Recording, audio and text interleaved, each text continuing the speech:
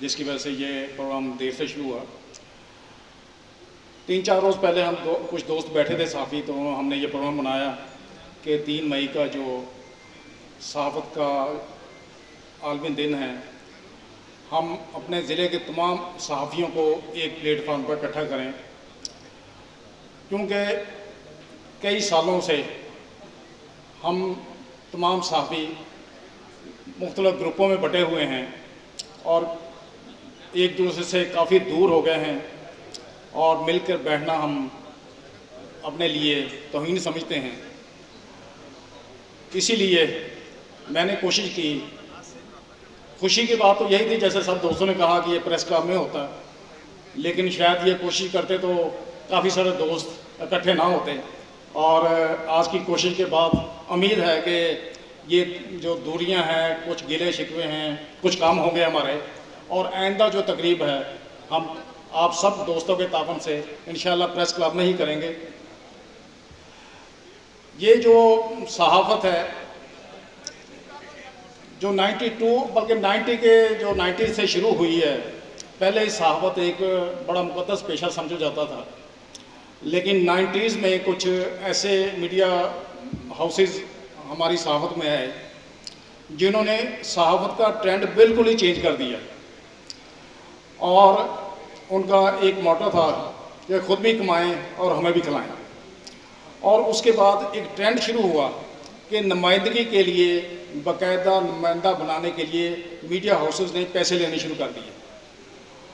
اور جس کے بعد ایک شہر میں انہوں نے کئی نمائندے بنائے، حتیٰ کہ مختلف وارڈز کی سطح تک نمائندے بنائے گئے، اور جس کی وجہ سے ہماری کریڈیبلٹی بھی صحافت کی ختم ہوئی، اور اس کے بعد صحافیوں کو لوکل سطح پر بلیک میل کرنے کا شروع ہوا، اور جو صحافی اپنے میڈیا ہاؤسز کو پیسے نہیں بھیجتے تھے ان کو نکال دیا جاتا تھا اور ان کی جگہ پر نئے لوگوں کو رکھ لیا جاتا تھا۔ لیکن اس کے بعد ایسا بھی ہوا کہ صحافت میں جو بالکل پروفیشنل لوگ نہیں تھے، جن کا مقصد صحافت نہیں تھا، وہ اس فیلڈ میں آ گئے اور پیسے دے کر وہ صحافی بن گئے، اور جس کی وجہ سے صحافت کا جو مقدس پیشہ ہے وہ بہت زیادہ بدنام بھی ہوا۔ جیسے کہ ہمارے بھائی امجد صاحب نے کہا کہ نوائے وقت بہت ایک نظریاتی ادارہ تھا، جس کو لوگ یعنی کہ جو لوگ اس کے لیڈر تھے اس کو باقاعدہ طور پر نوائے وقتیہ کہا جاتا تھا، اور کبھی سوچا بھی نہیں تھا کہ نوائے وقت کے جو مالکان ہیں وہ بھی کبھی اپنے نمائندوں کو بلیک میل کریں گے۔ یہ تو ٹھیک ہے، نمائندے 2-3 دن بنائے جا سکتے ہیں، لیکن اب ناز صاحب جو تقریباً 60 سال سے نوائے وقت کے نمائندے تھے،